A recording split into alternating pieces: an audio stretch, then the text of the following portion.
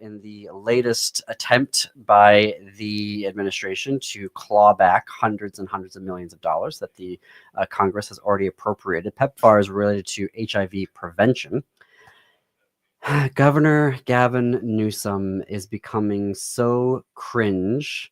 We're going to talk about the week that was for Governor Newsom. But up first, I want to, speaking of journalism, I want to return rather to a President Joe Biden speech from last year. So last year, Biden was at a campaign event and he deviated from prepared remarks when he started talking about his uncle from MIT. And he said his uncle taught Ted Kaczynski, aka the Unabomber, aka the guy who sent bombs to the mail, right, murdering 3 people and injuring 23 others. Biden recalled that he asked his uncle what Ted was like, and his uncle said that Ted was seriously good and always going around correcting everybody, but it didn't end well for him. And Biden also said that his uncle was the longest serving professor in MIT history. Well, of course, those were gaffes, right? Ted never attended MIT. He went to Harvard and the University of Michigan. And the professor uncle at MIT wasn't the longest serving professor of that university. And remember that feeling of reading the press about how they were just all going all in on how all of these gaffes meant that Biden wasn't fit to serve, that he was senile, that these gaffes actually weren't gaffes. They were indicative of mental decline. Remember how we all felt about that, right? Well, no, you don't on this particular story, because that story never happened. I'm doing this for a reason. All of what that was said was Trump. This week, he was at U.S. Senator Dave McCormick's Innovation and Energy Summit in Pittsburgh when he dove off of those remarks to start rambling about his uncle teaching the Unabomber, lying about it. They never met. The MIT professor, his uncle, never met Ted Kaczynski because they didn't teach and go to the same schools. His professor uncle was not the longest serving professor in the history of MIT. Easily fact checkable. The folks that did it fact checked it within like 20 minutes. None of legacy media are covering this right now. MSNBC had a small post about it in their live blog. The Patriot News, which is Central Pennsylvania's largest newspaper since 1854, they did cover it, but they characterized it like this. Trump raised some eyebrows, because there's no evidence to back up statements. Raised eyebrows? The man started his story like this. He's got his remarks, and then he goes, I have to brag just for a second. I do a terrible Trump impersonation. But he's talking and he goes, I have to brag just for a second. And then launched into a mentally deranged. Now I'm sidebar. Upset about this as I'm in that quasi space right now. I'm the chattering class, right? I'm in the quasi journalism, quasi editorial world. Not like Jake, full on real managing editor journalist. But I can't help because of that, I can't help noticing the double standard that we have here, that if Biden said this story, the New York Times would have it all across their front page. The Wall Street Journal and the Washington Post would have editorials out within 4 hours talking about how Biden has to resign. He's not fit to be president anymore. None of the corporate legacy media are covering this story. Even I just looked it up again before we went on the air here. No, have not covered it. And so I don't understand how that was a major news story under Biden, and yet somehow this is the man with the nuclear codes. This is the guy who's supposedly negotiating trade deals, who has masterfully somehow convinced everyone that he has all the marbles. And from a journalistic perspective, I do not understand the editorial decisions that are being made here at these major publications. Jake, from your perspective as a journalist, as a managing editor of a newspaper and news outlet, your thoughts on my editorial soapbox right now? No, it is just wild. I feel like I'm constantly being gaslit by mainstream media into thinking all of this is normal. And it makes me want to just tune them out, to be honest, because it's not normal. And I can't be told that on a daily basis when so many abnormal things keep happening. Yeah. And I say this as somebody who I am still very upset with former President Biden. He never said that he was going to be a one-term president, but his handlers were very much on the record in 2019, early 2020, during the primary season, with multiple media outlets saying you don't have to worry about his age. He just wants to be a one-term transition president to the next generation of leadership. Like, I literally went in to fact check myself because I'm like, he said this. He didn't say it. His handlers said it, giving us all the impression, right, that he was going to step down. I didn't watch the debate from last June. I watched chunks of it and then I couldn't take it anymore. But it was clear, like, dude, my position was that he had to, step down. But we're seeing it happen all over again. And nobody in the media is taking this story seriously. Speculate about why. Why would that be? Why could that be? That's why I'm asking both of y'all. Well, we're having a conversation about it. But no, I think part of it is they don't want him to, they very clearly don't want to be attacked by him. Right. Viacom and CBS News going, yeah, we're going to settle a $16 million lawsuit because the CEO wants to get a merger done. Right. And they're basically throwing journalism under the bus. Right. So there's the, they don't want to be attacked by him. No integrity. But this is an actual legitimate, I mean, Jake, Jim, is this not a legitimate story, the mental acuity of a president?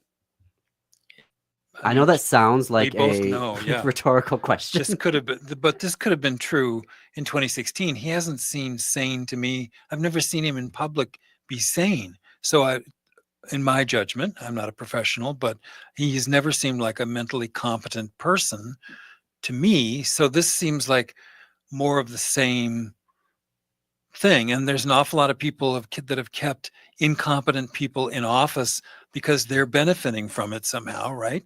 They kept Ronald Reagan wound up like a doll sitting in a chair for a long time because they kept doing the presidency by other people did the presidency on his behalf. They're doing that right now. So there are Republican congressional hearings. An aide to Jill Biden, former First Lady Biden, this week pleaded the fifth because they're all up in arms about an auto pen, which I had no idea what an auto pen was. So I had to go and look this up. An auto pen is basically you take someone's signature, you put it into a machine, and then the machine takes a pen and auto signs things. And so they're trying to say, like, look, he was so out of it that he was using the auto pen to sign things. And Trump is now trying to say that, well, any pardons that he gave that were signed by auto pen don't count because it was an auto pen.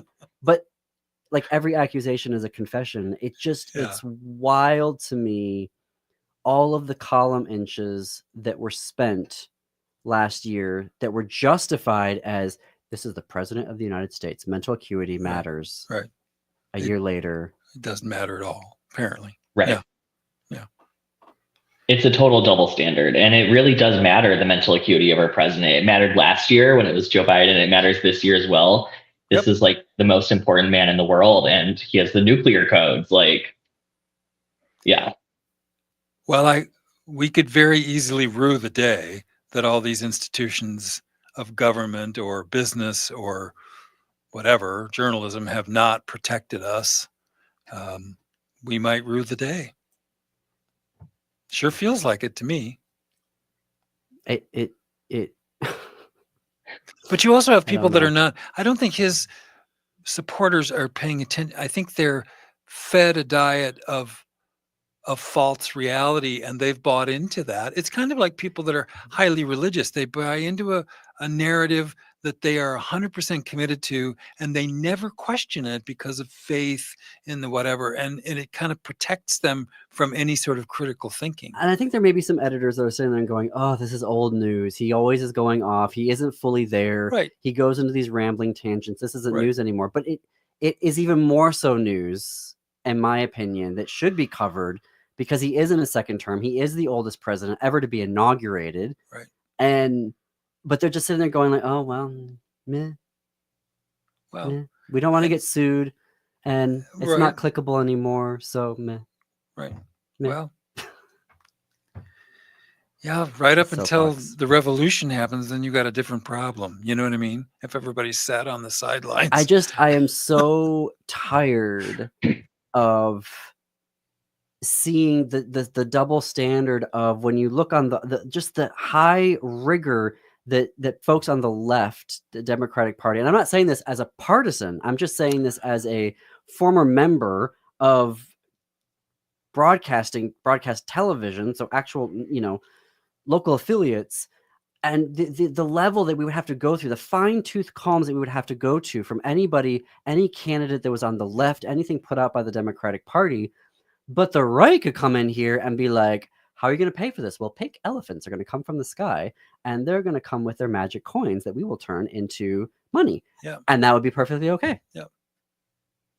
But don't you see I feel like I see the parallel with religion. I see it's the same sort of storytelling. And, oh, well, that's coming from the source I trust. So, I don't think. I think people really believe what they want to believe.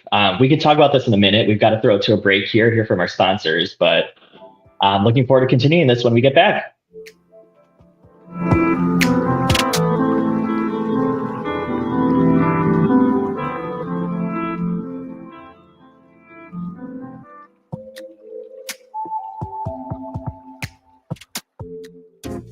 Hey, it's Tom. There's a war being waged on clean energy. A bill in Congress could eliminate the 30% federal tax credit for solar by the end of 2025. And once it's gone, it may never come back. Fossil fuel giants and their MAGA friends in Washington want to kill green energy. But you can fight back. Going solar with All Energy Solar isn't just smart, it's a form of resistance. You choose where your money goes, not to utility companies, not to fossil fuel billionaires, but toward clean, renewable power for your home. A system from All Energy Solar works in Minnesota year-round because it runs on sunlight, not heat. So even in the dead of winter, you're generating electricity. And All Energy Solar helps you save with every rebate and incentive available. This is the moment to act. Waiting means risking with this tax credit and giving the upper hand to MAGA Republicans. So get your free consultation today at allenergysolar.com and take back your power. Your heart beats for generations. Your heart is so many things. It beats all the time, and it works very hard to keep you moving through your day, keeping your thoughts clear. It's the most important organ in your body. Every beat of your heart tells a story of love, resilience, and hope. Taking care of your heart means creating more moments with the ones you cherish. Learn more at hennepin.us/heart-beats. That's hennepin.us/heart-beats. Chanhassen Dinner Theaters brings you its most popular show of all time, Grease. You'll hear all your favorite hits from the Broadway musical and the movie.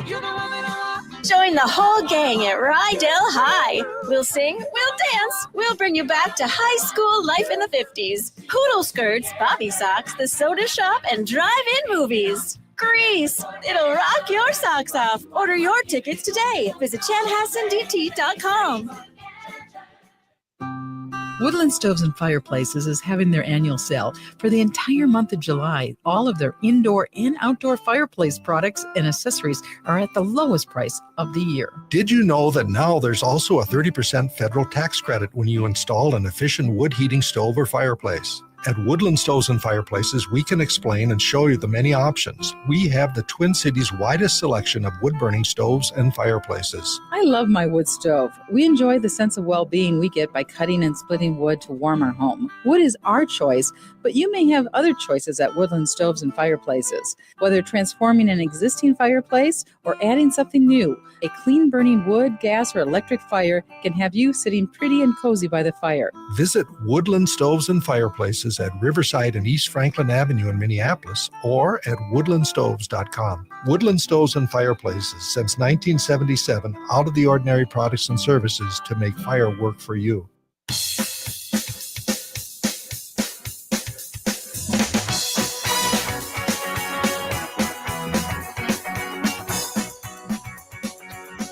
Welcome back. Welcome back, everyone. You are listening to The Gaily Show. I am Jake Whittick, your guest today. I'm getting some practice as I'm going to be filling in for John Parker, our host, on Monday. We are joined with executive producer Jim Pounds. I like the way he doing does great. that. He's doing great. Good You're job. gonna do so well. Yeah. Thank so you. well next week. All right. So leaving my soapbox aside, I want to gonna hop onto another one. Oh, good. California Governor Gavin Newsom clearly considered a front runner for the 2028 presidential election. Yeah. Certainly trying to position himself as that. Palling around with MAGA on his first episode of his podcast, This is Gavin Newsom, title of that podcast earlier this year. Coordinating with his ex-wife, who is a MAGA Fox News host, to coordinate this hard right pivot to get MAGA folks to come onto his podcast.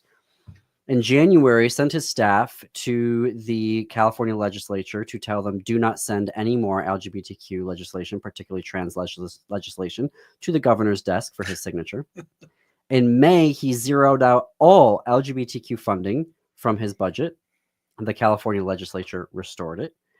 Now, on a podcast, he's saying that because of how unfair trans athletes are, he has completely reconsidered his position on gender-affirming care for trans youth.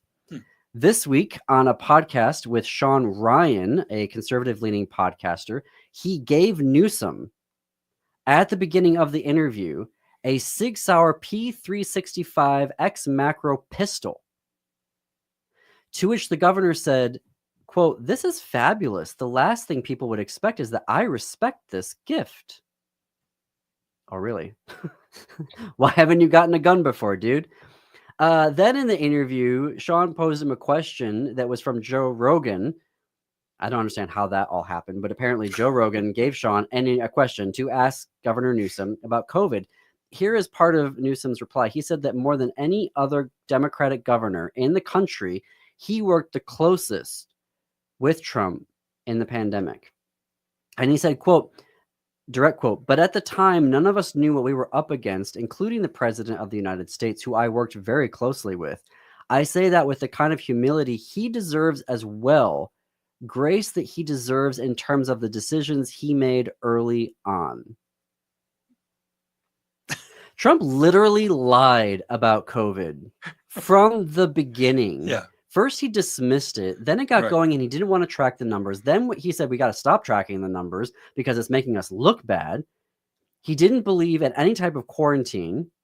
Right. Well, it was the most incompetent response in modern times to something that was a threat to the country. And I don't think anybody disputes that. So what is Gavin's game? Is Gavin playing a game? Well, so how is he having it both ways here? Because then he's going in interviews and saying that Trump is an SOB who should model better GD behavior.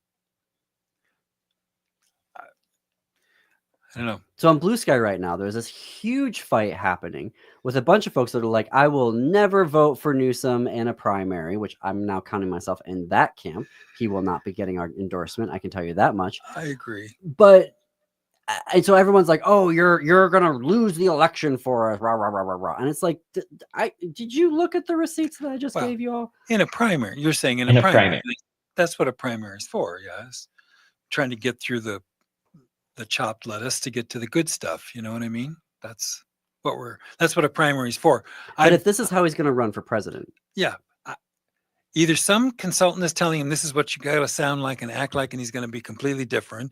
That's one possibility. He really is a creep and kept it kind of under wraps. I know a lot of people in California, which is where I'm from, tell me they hate this guy. I don't know why. I don't know what.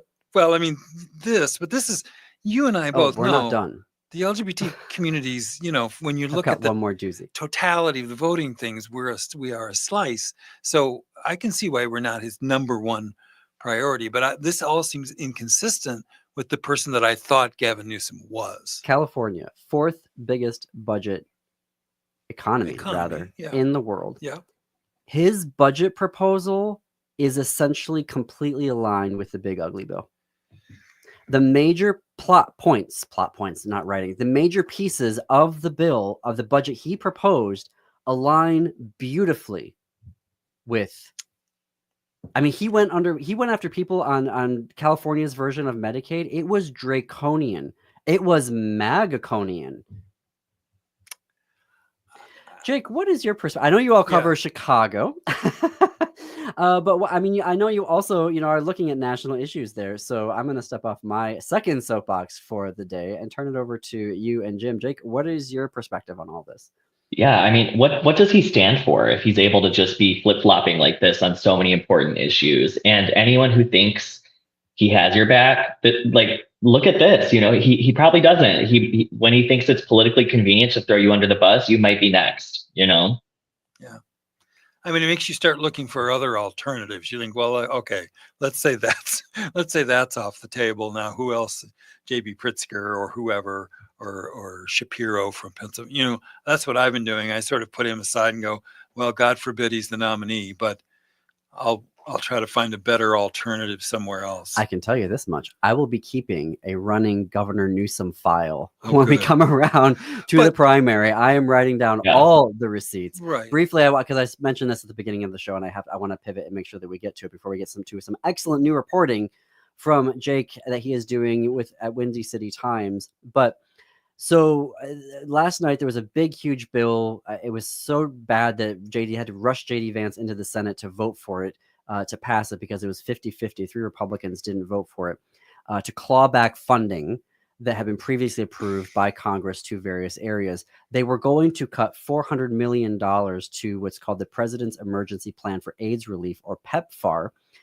It was originally created under George W. Bush, former President George W. Bush, in 2003 to fund HIV prevention, treatment, and care. What most folks don't realize, and I didn't believe it at first, and then I had to do some fact checking on myself, is that President Bush actually did a lot for HIV prevention in Africa. And because of how much he was not a friend to the LGBTQ community here, that kind of gets lost in there. But he did some really great work.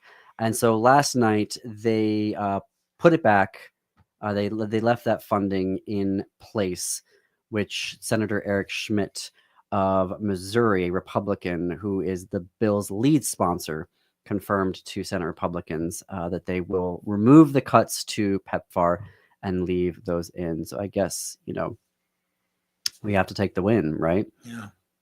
Interestingly, there was Senator Collins, Senator Murkowski, and Senator McConnell who all voted against this bill, which was a procedural vote last night, and then they're going to try to get it passed by this Friday, apparently.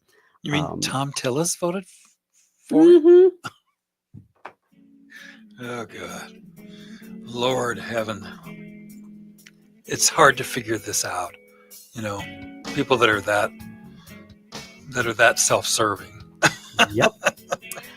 All right. Well, we are going to take a break here. We're going to have more with Jake and his excellent new reporting from Windy City Times when we come back. Stay tuned. You're listening to The Gaily Show.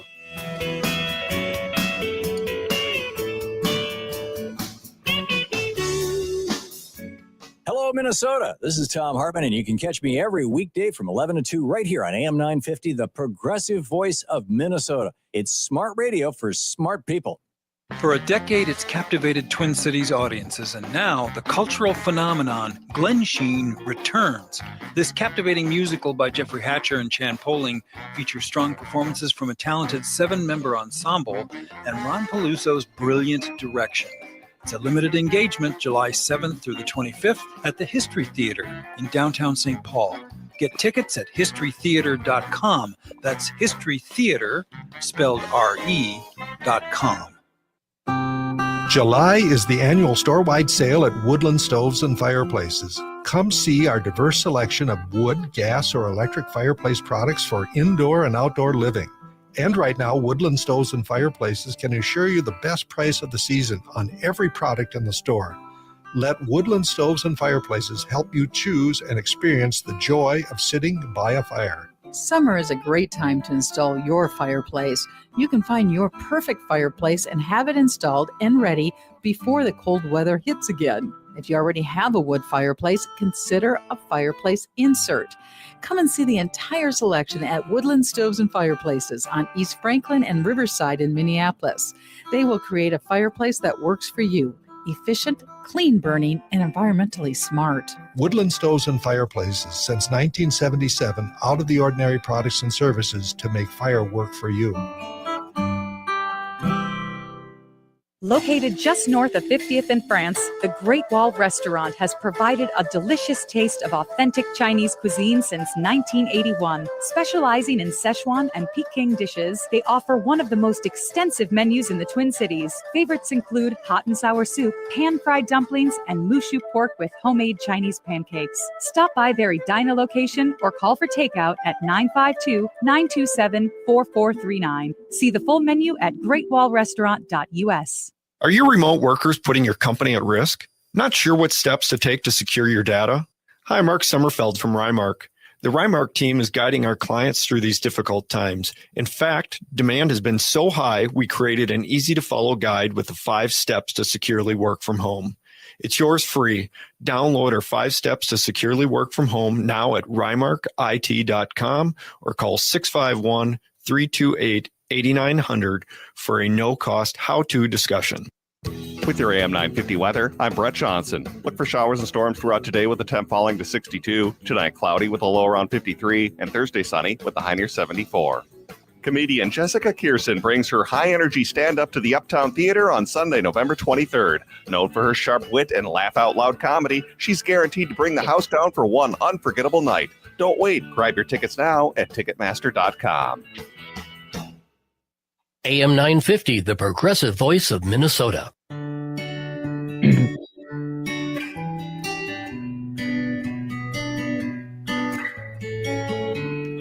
Coming to you from the studios of AM 950 KTNF, the progressive voice of Minnesota, and airing on WCPT, Chicago's Progressive Talk, WCPT 820, Chicago's Progressive Talk. Welcome back to the Gaily Show. I'm your host, John Parker, joined today by my executive producer, Jim Pounds, and Jake Wittig, managing editor of Windy City Times. Windy City Times has been the voice of Chicago's LGBTQ plus community since 1985.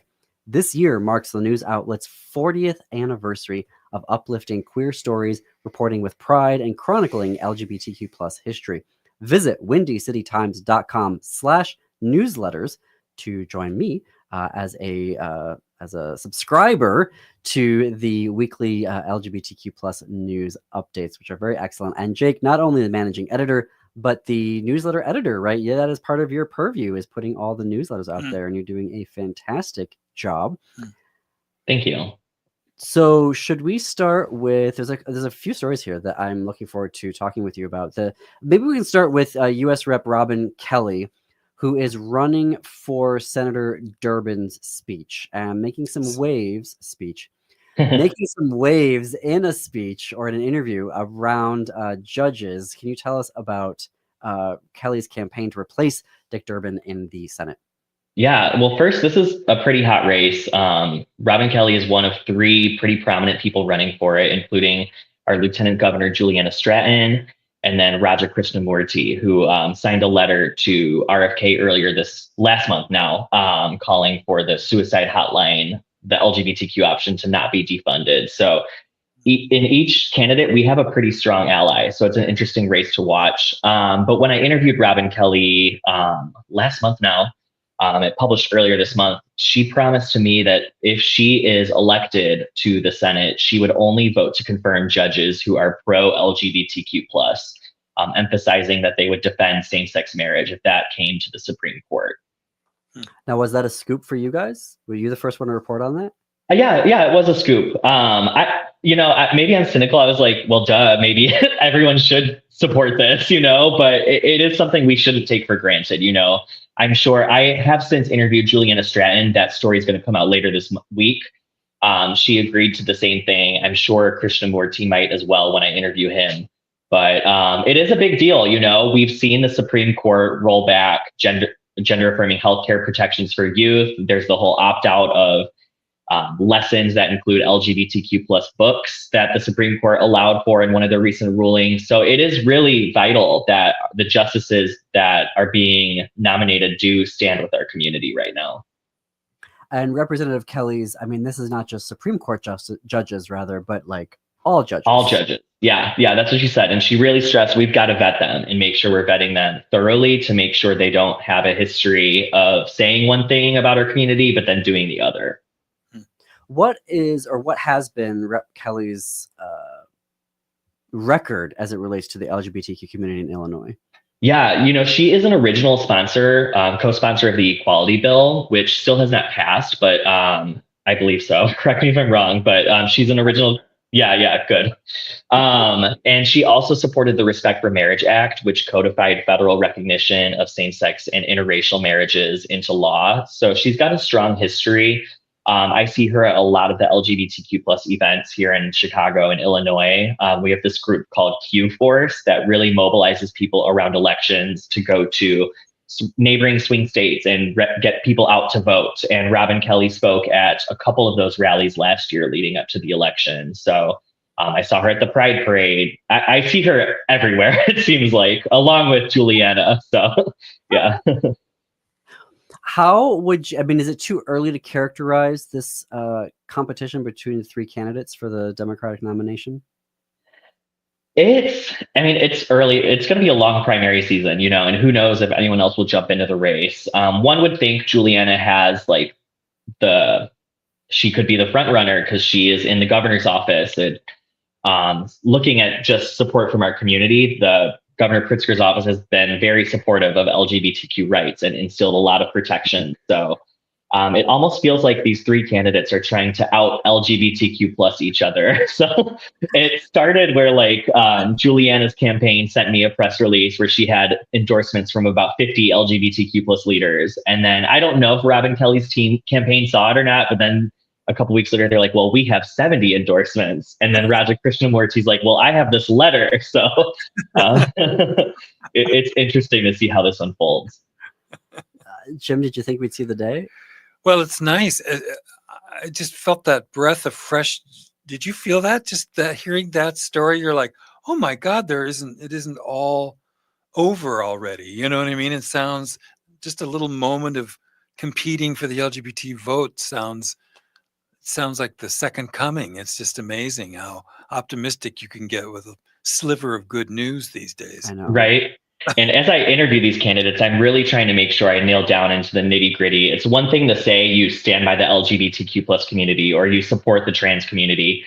How do you support the trans community? Do you support them playing sports that align with their gender identity? You support gender affirming care. What about for people under 18? I'm really trying to get into those nitty gritty details to understand how far does their support go. Yep. Exactly. Yeah, that's a really good point because a lot of times I accept the first answer. Do you know what I mean? I'm not a journalist like you guys are. So I'm like, oh, good. Oh, they like us.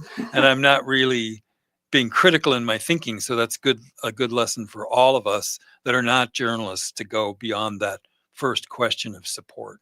Jake, Totally.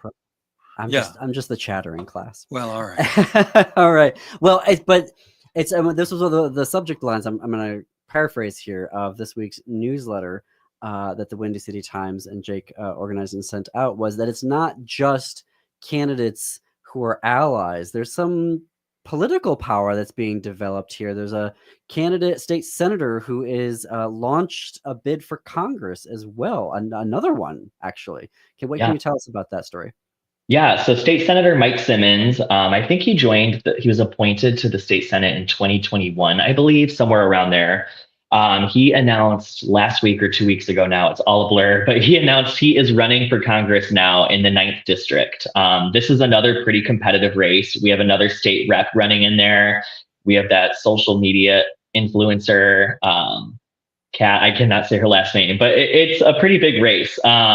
So Mike Simmons threw his hat into the ring. He is an openly gay man. He's Black. And since he has joined the state legislature, he has passed nearly 50 bills, which is a lot when you really compare it to other people. So it's interesting to see another potential queer person being elevated to the national office. We also have Cook County Commissioner Kevin Morrison, who's running for Congress in the nearby 8th District. And then Eric Sorensen is already a congressman and he's openly gay. So we could go from having just 1 to 3 in Congress, which is awesome. Wow. I love seeing, given everything that's happened, the number of LGBTQ candidates who are stepping up here. And depending on how the races go, this could be the biggest contingent of elected LGBTQ votes to Congress ever. in 2026. Maybe I should say that, like whisper that, because MAGA will like get up on arms and be like, no more gays in Congress. But I didn't know that State Senator Simmons was the son of an Ethiopian immigrant father and a Black mother. And so you've got the additional layer of immigration in there as well, and how that intersects with queer issues. So it's, there's another layer to it of everything that's happening right now to people of color, to queer people of color, and to queer people of color who are immigrants. It's sort of the triple whammy there happening right now in 2025. I'm going to be very curious to see how this race turns out. It also seems pretty competitive for this race, like the Senate race. Yeah, it's very competitive. And, you brought up Mike Simmons' story. That's really the message I gathered that he's bringing to this is his whole story has all of these components. He's Black, he's gay, he's a son of an immigrant, and also he grew up in the 9th District. His mom ran a salon, which struggled during the Great Recession. And so he understands how families are struggling to just stay afloat these days in this economy. And he also understands the diversity of the 9th District and everything about it because he grew up there. So that's the message he's trying to bring. Whereas I think some of the people he's competing against or running against don't have as strong of ties, lifelong ties to the 9th District.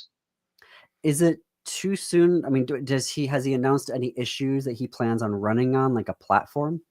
Yeah, I talked to him. He's really concerned about affordability, which I've touched on with what I shared. He said people are being crushed by medical debt, student loans. People can't afford to buy a home. Many people can't even afford to rent these days. Like just prices are going up so much. He really wants to expand healthcare access for all Americans. And then human rights is a big one. And these are things he did in the Illinois legislature. He eliminated medical debt for hundreds of thousands of Illinois residents. He created a child tax credit, and he's championed human rights. One of the first things he did in office was he got hair discrimination banned in Illinois, which really benefits Black and brown people, but I'm sure it can also benefit queer people as well. So this is the fight he says he's going to bring to the national level. How long has he been in a state senator? I think since 2021, maybe 2022. I'm having trouble finding that exact date right now in my. I mean, to get 50 bills, that is in such a short period of time. Like, do you have a sense of how he's been so effective? I mean, is it bridge building? Is it like, how is, what does he attribute, or how would you characterize the success that he's had in Springfield? Yeah, I would imagine some bridge building. You've got to be able to reach across the aisle to get things done, but also just a drive. He's very driven. He wants to get things done. He thinks outside of the box. A lot of people that have already been in office might not have realized hair discrimination is such a big issue. And he was the first maybe to tackle it, and just sees a real opportunity to create change. And we need that. People who aren't going to sit on their laurels and get too comfortable in office. We need people who take every day as an opportunity to make change for people. This is the type of fight that we are interested in seeing. Again, back on my soapbox, not the fight that Governor Newsom is trying to bring. These are the types of folks that we need to be seeing more of in terms of campaigns. And I'm very much looking forward to seeing how this primary turns out in the 9th and also in the 8th. I think that's going to be very, very interesting. Can you remind me when is the Illinois primary? Is it earlier in the winter? Is it like the March around the Super Tuesday stuff, or is it going to be later in the year next year? I think it's earlier. I don't know if a date has been set yet. I don't know. I was trying to look up the exact date a couple weeks ago and I couldn't find it, but I do believe it's earlier. It's what I mean. I'm a dual citizen of France and the US. And so on the one hand, I'm like, it just seems normal to me that campaigns take forever in the United States. And then over there, you can call for a snap election and you can completely reelect all of the National Assembly in 3 weeks, campaign and everything. And you're like, how do they do that? I know, it's wild. Secretaries of States would lose their minds if they had to suddenly run an election in 3 weeks. And I'm like, maybe we should do more of that. Yeah.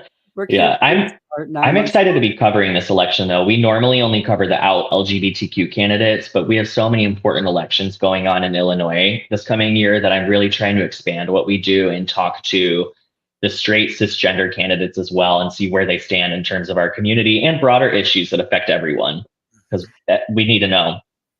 Does the Windy City Times do endorsements? They used to, but not anymore. Okay. So I'm assuming, though, that you might be doing voter guides this time around. That's a really good question. We haven't reached those discussions yet, but I mean, I'm doing the story, so we'll have the content, like all we got to do is create a landing page. So no, I'm really appreciative to hear you say that you guys are going to devote those resources to covering the elections. I mean, I can definitely say we're a pro-democracy right. program, or as much as we can, we're a pro-democracy program. We are coming up on a hard break here because there's another story that I want to talk about. You did a really interesting, comprehensive interview with Evan Lowe, who is the president and CEO of the Victory Institute, which supports LGBTQ candidates. So I want to talk to you about that because I have some questions about Evan. But we are going to take a break, one last break. Lots still to get to here on The Gaily Show. Keep the conversation going. Follow us on Blue Sky. We're at thegailyshow.org on Blue Sky.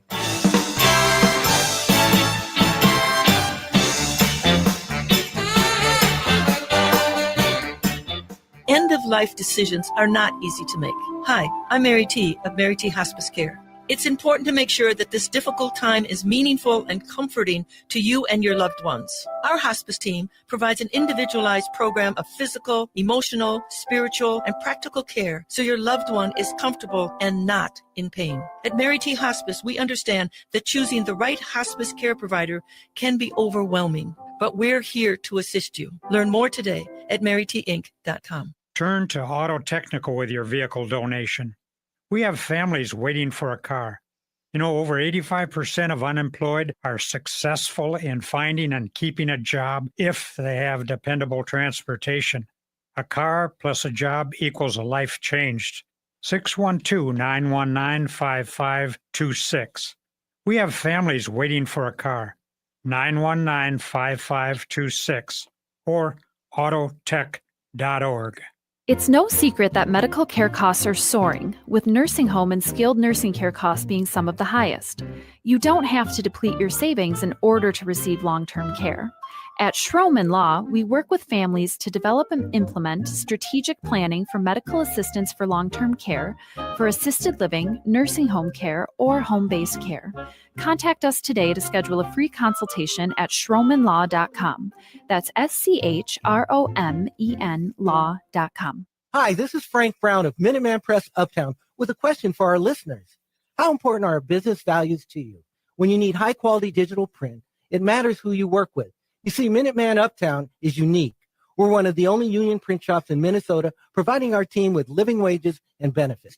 We believe in second chances for justice-impacted individuals who want to contribute to the community, and we are active in local issues. We've been in the streets standing up for racial, social, and economic justice. At Minuteman Uptown, our mission is to connect all communities through technology-driven print solutions. An example of that mission is when I moved Minuteman Uptown to North Minneapolis. We're invested in this local community, and we help small businesses and local organizations throughout the Twin Cities reach their audiences.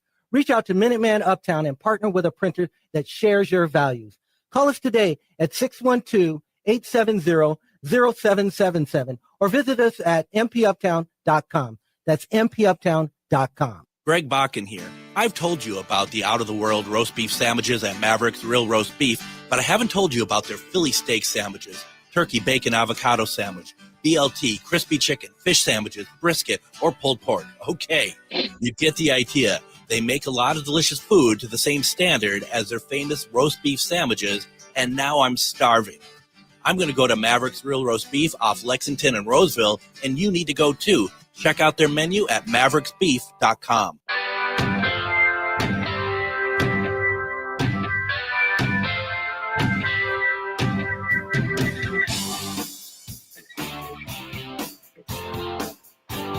Welcome back, everyone. I am Jake Whittick, your guest today on The Gaily Show, and I am joined by our host, John Parker, and executive producer, Jim Pounds. You're already a pro at that, Jake. I'm so proud of you. I'm so proud of you, Jake. Thank Jake you. is going to be guest hosting for us on Monday. Jim and I are going to be on vacation, so we're very grateful to Jake. Going to be a guest host and already becoming a pro at taking us in and out of those commercial breaks. All right, Jake, you had an interesting profile of Evan Lowe.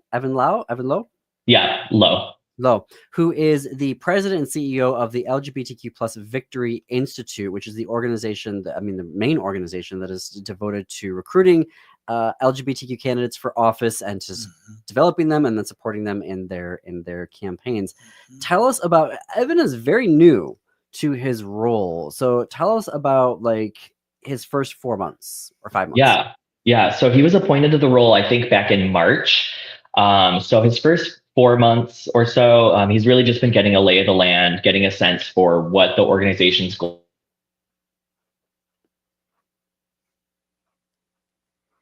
Did I freeze? No, I think Jake might have frozen. Oh no. Oh dear.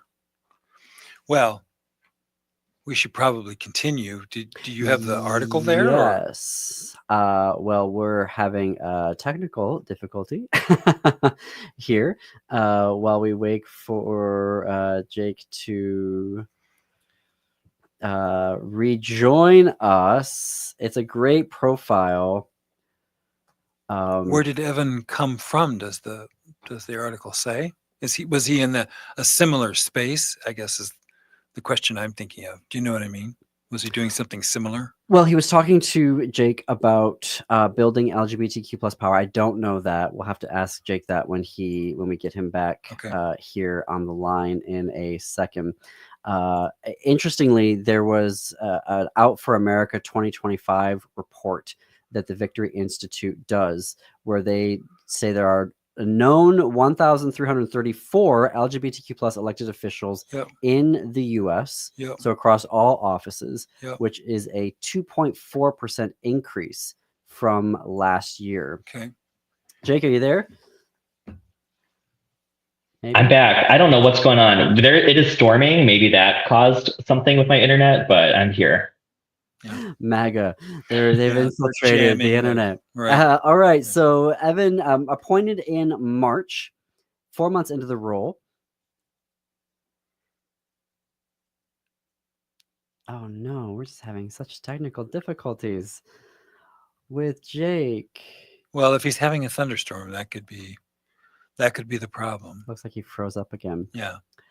All right. Well, interesting. What I wanted to talk to Jake about is that Evan had given an interview earlier this year, comments that he made in a Politico article. He said the LGBTQ candidates need to focus on kitchen table issues and not, over identity related debates. Right. Yes. In the Politico interview, he said that he had been advising candidates to avoid getting drawn into conversations about trans participation in sports, which is an issue that has become a political rallying cry for President Trump. And he said, quote, from the Politico article, he said, quote, "This is not a top 1, top 5, top 10, or top 30 issue. We are running to serve the people, not to distract on issues that divide." Right. Jimmy, you and I have been having this conversation a lot. Yes, when Jake interviewed him. Yeah. And hopefully we can get him back on the line here. We do have him. He's back on the phone with us. Oh, there he is. Oh, Jake, you're there. Jake. Hello. Yeah. I just got back. Sorry about that. That's right. No. Okay. Well, I'm just sort of reading snippets from your article while we were waiting for you to come back on. Can you? I know we've got just a few minutes left, and there was one question that I wanted to ask you because this is crucial. And he clarified to you comments that he had made in a Politico interview where he said, that talking about identity related issues, particularly trans participation in sports, is don't talk about that, is what we got from the Politico article, that it wasn't a top 5 or top 30 issue. But he clarified his comments with you in your conversation with him. What can you tell us about that? Yeah, and he did kind of, as I pressed him on this, I felt like maybe he talked around it a little bit, but he really tried to clarify that he's not trying to downplay the importance of tackling LGBTQ plus issues, but he wants to help candidates connect authentically with their communities. And maybe by emphasizing these LGBTQ plus issues, it's not the best way to do so, is kind of what I gathered. So he pointed to like trans candidates who have won in states like Tennessee, like the Nashville City Council. He pointed to Hill, who's a politician there, who won in a pretty red area. And she didn't really it brought her trans identity to the table, but didn't really make trans issues central to her campaign. Instead, she focused on the issues that matter most to her community, which are those kitchen table issues. So I don't know. It's a fine line. I also feel like if these topics are coming up anyway, like maybe we should be training candidates how to eloquently navigate them. But yeah, it's interesting. You read my mind, Jake, because I believe in candidates like Democratic candidate for New York City Mayor Zohran Mamdani. He was very clearly about kitchen table issues and affordability. He had a lot of big, bold proposals about that, but he was also very clearly in his platform pro-LGBTQ and pro-trans. You can walk and chew gum at the same time. The question that I have is that what do you do when MAGA forces the issue and forces you to talk about trans athletes? I think what you were just saying there, Jake, is where I'm leaning towards is they're going to force the conversation whether we want to have it or not. Exactly. Yeah. And, maybe we should be educating candidates on how to educate the public on these issues. And, yeah.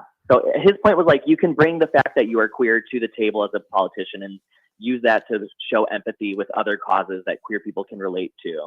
But I also think like there's an opportunity here to really say like, yes, I stand by trans people, and I also support a fair economy, Exactly. I'm sorry we have to leave it there, folks. We're going to be on vacation, Jim and I, starting tomorrow, but we still have pre-recorded new shows for you. Jake is going to be back on Monday to guest host the Gaily show. So until we see you back here on Wednesday, enjoy Jake and Philip guest hosting, and keep it queer, America. Keep it queer.